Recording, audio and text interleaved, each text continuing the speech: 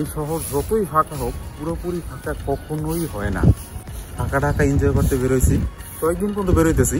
আমি অবশ্য ফাঁকা ঢাকা সবসময় এনজয় করি। ঈদের সময়, কোরবানির সময়, ঈদের 3-4 দিন, চাঁদ রাতে 3-4 দিন আগে থেকে বেরোইতেছি। লোকজন একদিন যখন কমে গেছে, আর আজকে হচ্ছে সবচেয়ে কম, কারণ গতকালকে গেছে ঈদ, আজকে হচ্ছে সেকেন্ড ডে ঈদের। আজকে 6টার সময় কোনো লোক থাকারই কথা না, কিন্তু তারপরও আছে। যদি অবশ্য এলাকার ভেতরে, আশেপাশের বাসার গলির ভেতরে কোনো লোক নাই। হাতের ঝিলে গাড়ি চলবে, গাড়ি কম, সিএনজি বেশি চলে। মানে যাত্রী মনে হয় ঢাকার বাইরে যারা গেছিল তারা আসতেছে আবার বা যাচ্ছে, এরকম, এই জন্য সিএনজি বেশি। উল্টো মতো চলতেছে হচ্ছে, একে তো ফাঁকা টাকা এনজয় করতেছে, ফাঁকা টাকা ভালো লাগতেছে, কিন্তু তারপর ভয় আছে ছিনতাইকারী। সোজা পথে চলে হয়তো পেছন থেকে মোটরসাইকেল এসে ফোন নিয়ে আবার সোজা চলে যাবে। এই হচ্ছে হাতের ঝিলের চক্রাকার বাস সার্ভিস। এরা সবাই এখনো ঘুমানো। আমি এদের মতো সাইকেলিং করতে বেরোই নাই, সাইকেল নিয়ে বেরোইছি, আমি ঘুরতে বেরোইছি আর যাবো একটু কাওরান বাজারের দিকে। এটা হচ্ছে হাতের ঝিলের হাতি। বাচ্চারা আগে জিজ্ঞেস করতো যে হাতের ঝিলে হাতি কই, তো সেই জন্য এইটা বানাইছে। মেয়েও জিজ্ঞেস করতো হাতের ঝিলে হাতি কই, হাতের ঝিলে হাতি কই। এখন প্রায় এখানে বাচ্চাদের নিয়ে আসে মানুষ এই আর্টিফিশিয়াল হাতি দেখাইতে। ওখানে হাতিটা বানাইছে, কিন্তু ওখানে মানুষ গিয়ে দেখবে ওরকম কোনো সিস্টেম নাই। এইসব জায়গাতেও জ্যাম থাকে, সব সময় গাড়ি থাকে। এটা হচ্ছে এফডিসি মোড়, এদিকে মগবাজার, এদিকে 7 রাস্তা, মহাখালী যাওয়ার রাস্তা, আর এদিকে হচ্ছে কাওরান বাজার, যেদিকে আমি যাব। এই রাস্তাটা কতটা চওড়া, 1, 2, 3, এটা মানে 5টা লেন এই রাস্তাটায়, মানে যে সাইডটা আমি আছি। কিন্তু এই 5টা লেনই কখনোই 9 বছরের মধ্যে আমি দেখি না যে পুরোপুরি ইউজ হইতে। এই যে এখন এই কাজ চলতেছে, কনস্ট্রাকশন। আর যদি কখনো পুরোপুরি খোলাও থাকে, যখন খোলা ছিল তখনও হচ্ছে এখানে বাস দাঁড় করানো থাকে। ওই একটা লোক মাছ নিয়ে আসতেছে, তার মানে বাজার খুলছে, মাছ পাওয়া যাবে।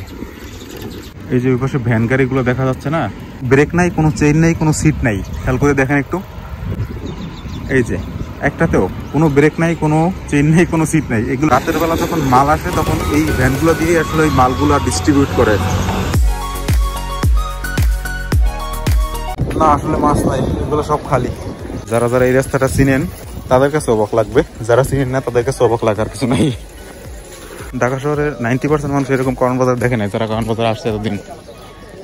লেবু 15 টাকা পিস। বেগুন কত মামা? ভেন্ডি পলিথিন দেন তো আপা।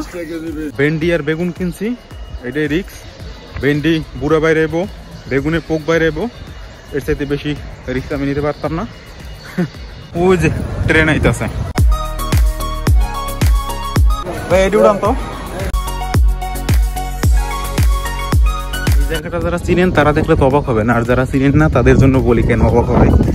এখানে যত বড় রাস্তাটা, নর্মাল টাইমে এমন হয় যে 2টা গাড়ি ক্রস করার জন্য রাস্তা থাকে না, মাঝে মাঝে 2টা রিক্সাও ক্রস করতে পারে না। 2 পাশে গাড়ি পার্কিং এমন ভাবে থাকে।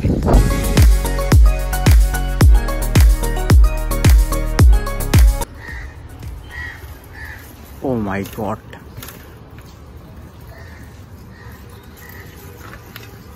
চরে শাক লাগাইছে, সবজি চাষ করে এখানে। আরো সামনে আছে, দেখাচ্ছি। এই দেখেন এখানেও ফুল পড়ছে, কত সুন্দর। এটা কালার আবার ভিন্ন একটু। ও, এটা কি ফুল?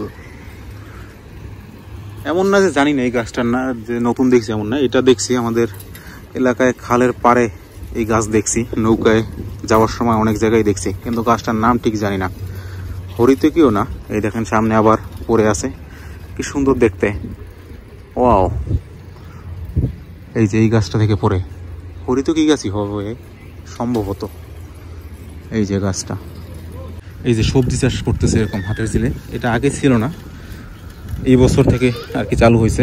এখানে সব চাষ হয়, আমিও খেয়াল করি না কখনো, কিন্তু হঠাৎ একদিন ওই বেঞ্চটায় যে বসা, ওইখানে এক মহিলা টমেটো বিক্রি করতেছিল, আরো শাক বিক্রি করতেছিল, লাউ শাক, পুঁই শাক। তাই বললাম যে এইগুলো কই পেলেন এখানে?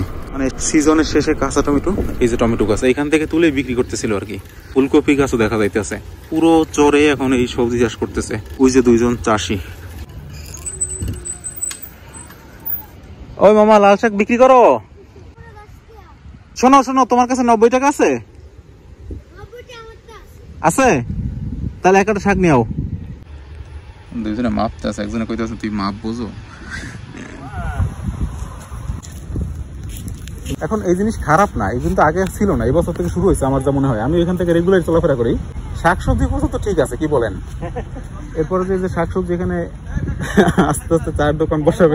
ফাঁকা ঢাকায় দুইটা সমস্যা রাস্তায়, একটা তো ছিনতাই, আর একটা হচ্ছে এই সময়টাতে বড় লোকের ছেলে পান যারা সচরাচর ড্রাইভ করতে পারে না বা ঠিকঠাক ড্রাইভও করতে পারে না, তারা গাড়ি নিয়ে বের হয়ে পড়ে, সেই উড়াধুরা টান টানে।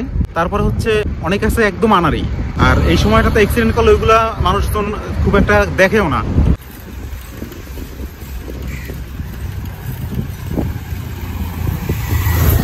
হেলমেট ছাড়া তিনজনে বের হয়ে পড়ছে সকাল সকাল, দুইজন বয়ফ্রেন্ড একজন গার্লফ্রেন্ড।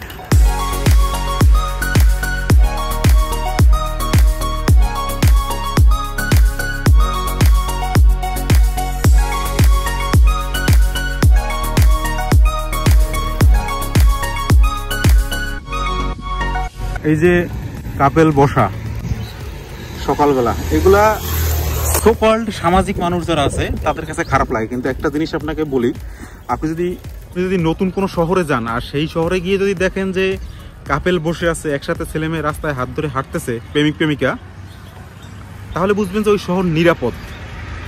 আমি তো বাসার সামনে আইসা পড়ছি, কিন্তু ব্যাপারটা হচ্ছে এখন যদি বাসায় যাই তাহলে এখনো ঘুমাই ওঠে নাই, যাই দরজায় নক করতে হবে। তার চাইতে আর একটা রাউন্ড মারি, এই দিক থেকে রামপুরা যাই, টিভি সেন্টার থেকে ঘুরে আসি। সাদা ফুল তুলতে আছে হাতিরঝিলের আশেপাশে যে হিন্দু মানুষ থাকে তারা সকালবেলা এখানে হাঁটতে আসে প্লাস ফুল তুলতে আসে। মানুষজন এখনো বাড়ি যাচ্ছে, কেউ গাড়ি করে যাচ্ছে, কেউ বাসের জন্য ওয়েট করতেছে। আর আমি বাসায় যাব এখন পর্যন্ত 8:30 বাজে কেবল। এই টাইমে বাসায় গেলে এখনো তো ঘুমায়, কি করতাম? এখানে বসে একটা বিড়ি খেয়ে যাবো নাকি।